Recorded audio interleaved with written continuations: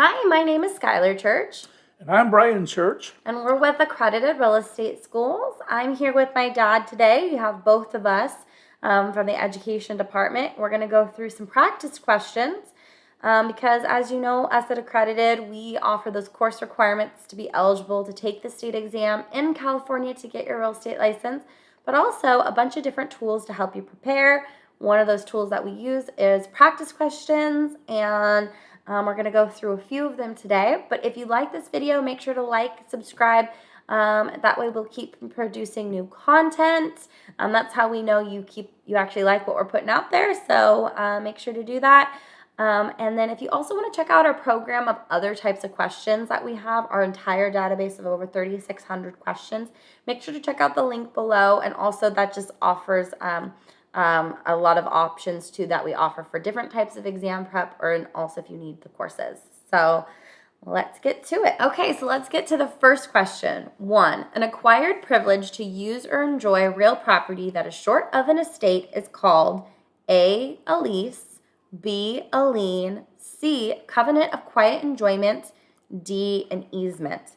So as always, we have to break down the question, figure out what it's asking, and then formulate kind of an idea, and then we can really go through the answer options. So right now it's looking for what is an acquired privilege, so something we acquire that allows us the ability to use and enjoy real property that is short of an estate. So it's not an estate, so it's not a freehold or less than freehold estate, but we're still able to use or enjoy real property, and it's something that we acquire this privilege to do so. Well, let's go through these answers options.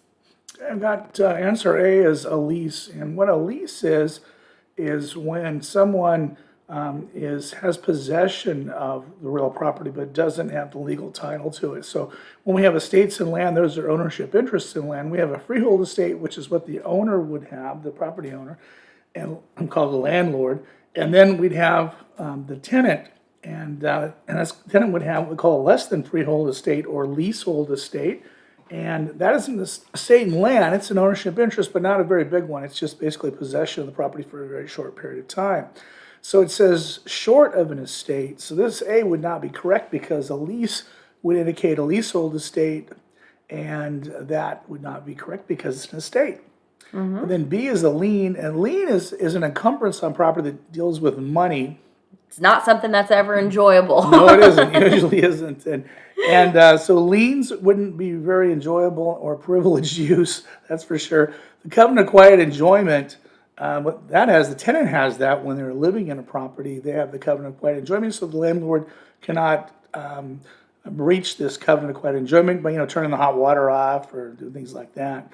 And then the last one, D, an easement. Now, an easement is when someone can actually use someone else's property, and so it's privileged. It's also they enjoy it, and it is short of an estate, so it will be our correct answer. So the correct answer is D, easement. Now let's go to question number 2. 2. Seller Abel accepted an offer on his home, and the acceptance was communicated back to the buyer. Prior to opening escrow, however, seller Abel received an all-cash offer to purchase the property. He decided to cancel the original contract and notified broker Baker of his decision. Which of the following is most correct? A, broker Baker has a good legal basis to collect a commission, excellent chance. B, broker Baker is not owed a commission. C, broker Baker is owed a commission if he can prove he is the procuring cause. D, none of the above. So we have to break down the question and understand what it's asking. So it's saying seller Abel accepted an offer on his home. That acceptance was communicated back to the buyer. So knowing that because acceptance was communicated back to the offeror, which was the buyer in this case, there is a valid real estate contract. And then afterwards, that contract was created. But before escrow was opened, the seller received an all-cash offer to purchase the property. So the seller decided he doesn't want to go with the original contract, cancels that contract, and notifies broker Baker of his decision. Which of the following is most correct?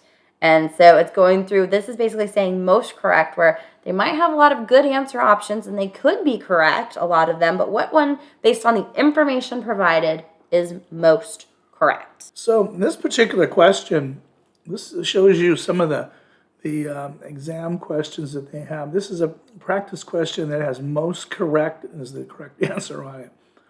And so you're having to make some inferences here. First of all, seller Abel accepted an offer on his home. So there's a buyer that, that made an offer and the seller accepted it. Then communicated back, of course, to the buyer, which then it's required in real estate contracts. So now you have the contract to purchase it. And then the seller gets a better offer, all cash, decides to accept that one and not take the first one. Now he has a contract with the buyer on the first one.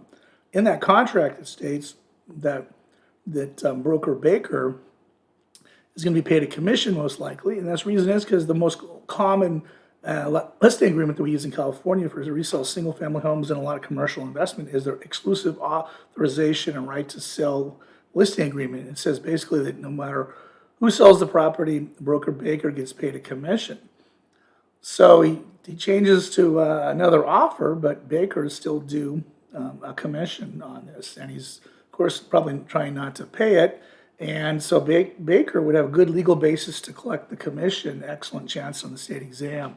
In the real world, it's a little harder to collect these because what happens is the commission may be earned when the actual agreement was put together with the first buyer and it was accepted and communicated back, to the buyer. But the problem we run into in the real world is that usually we get paid after close of escrow.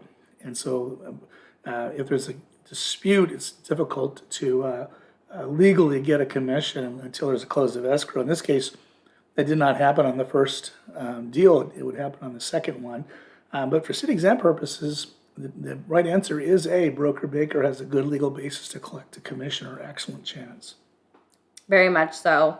And so it's basically being able to understand the concept, apply it to the question, and understand that there could be multiple possibilities of the question. The answers could be correct, but it's just taking what the information is provided and going with the most correct option given the information provided.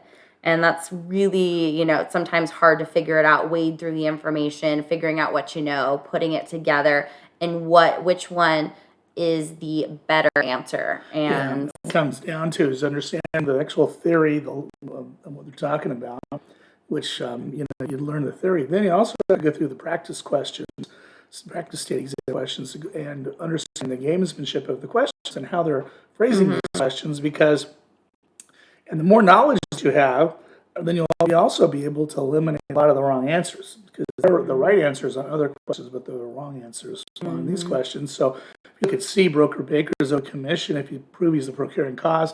Then, well, if it was an open listing, that might be the case, but open listings are not the predominant listing agreement used in California. It's exclusive authorization right to sell, and so you can eliminate some of these things a little bit, but the thing is we're making a big assumption here on the exclusive authorization right to sell being used, because it's not even in the question. So that's why you have to go through a lot of questions and really, really kind of understand how they're putting these together so you can pass this. The train of thought behind them. Yeah, pass the exam. The reasoning behind the question. Yep. Okay, so question number 3. Jones gave Smith a power of attorney to sell his home. All of the following statements are correct, except A, if Smith is notified that a court has ruled Jones to be incapable of contracting, the power of attorney is terminated. B, before Smith may sell the home, the power of attorney must be recorded. C, if Smith finds that Jones's property is the subject of a declaration of homestead, he cannot legally convey the property. D, Smith may legally deed the property to himself only if the selling price equals or exceeds the fair market value of the property. So Jones is giving Smith a power of attorney. So Smith is the attorney in fact for Jones to sell Jones's home. All of the following statements are going to be correct except one of them. So what we're having to do is identify the one of the 4 that is an incorrect or a false statement. So 3 of them are correct, 1 of them is wrong. The wrong one is going to be the correct answer. So let's go through them and see based off of what we know. So A, if Smith's notified that a court has ruled Jones to be incapable of contracting. Power of attorney is terminated. Yeah, that's correct. B, before Smith may sell the home, the power of attorney must be recorded for the real property. Yeah. C, if Smith finds that Jones' property is a subject of a declaration of homestead, he cannot legally convey the property. Yes. And then D, Smith may legally deed the property to himself only if the selling price equals or exceeds the fair market value of the property, and that is incorrect. So that's the answer you're looking for, which is going to be all the following are correct except for D as in David. Smith may legally deed the property. Because the reason is because when you get a power of attorney, you're what we call an attorney in fact, and you can't deed the property to yourself. You're supposed to deed it to whoever they're going to be, who's another third party, but not to yourself. So that's why D is the incorrect, so it's the right answer. They have it this way, so Smith can't take advantage of Jones, and that would be unconscionable, is really what, if he was going to do that. So, yep, D would be the correct answer because it's the wrong answer. Yeah. Moving on to question number 4. An FHA loan will and a VA loan will not A, provide for the purchase of a duplex purchased for rental, B, allow the buyer to take title subject to the existing loan, C, charge a prepayment penalty, D, all of the above.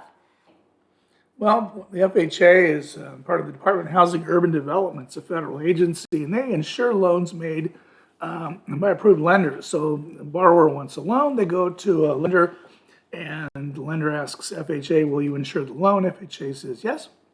So the borrower then makes payments. Let's say they go into default, and the lender doesn't get all their money back. Well, FHA is on the hook to pay for their losses. So that makes it good for the lender.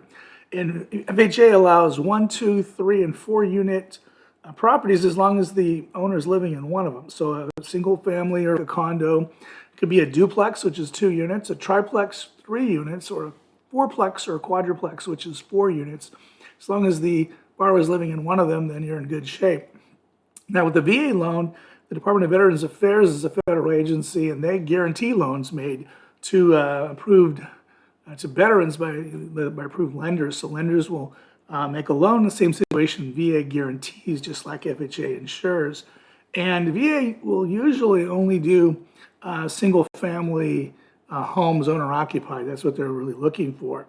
So the difference here is that FHA will provide, if you wanted to buy like a duplex, they would allow you to do that. Mm-hmm. So the answer, provide for the purchase of a duplex purchased for rental, would be correct on that. Because FHA will, VA will not allow that. Correct. Question number 5. A non-licensee purchases a home himself, knowing he can immediately sell it for more money. Which of the following is most correct? A, he can be punished. B, this is perfectly legal. C, illegal. D, none of the above. So we're talking about somebody without a real estate license that purchases a home knowing that they can immediately sell it for more money once they purchase that home. Well, what is the best answer, the most correct answer in regards to a non-licensee obtaining a secret profit? Well, this is perfectly legal because just a good, sharp business person is what it comes down to. You don't get too many sellers who you're able to do that with. Now, if you were a licensee, you actually had your real estate license, and you were able to purchase the home and then resell it immediately after. That's called a secret profit, and that is illegal. You cannot do that as a real estate professional, real estate licensee. But a non-licensee who purchased a property himself and he can resell it, that's no big deal. He's just a good, sharp business person. But again, the sellers are usually not going to make that kind of mistake. Now, the reason that the licensees get into trouble on this is because the sellers and the buyers, and especially the sellers in this case, are relying on them to help them price the property, because they would be maybe the listing agent on the property. And so since they're relying on them, you can't go and buy the property and then resell it. They call this a double escrow, and you'll see those more in commercial than in residential sales. But that's why a lot of people may not get their real estate license, because they think that they can do more of these, double escrows, which are not real common. What I found is you actually save more money getting the real estate license, and then saving money when you you get the buy side commission when you purchase, and then you save some commission on when you sell through the MLS type thing. And then you can look at the properties yourself and not have to get another party involved to show you these houses. Right, do And these yourself. investments. Exactly. Exactly.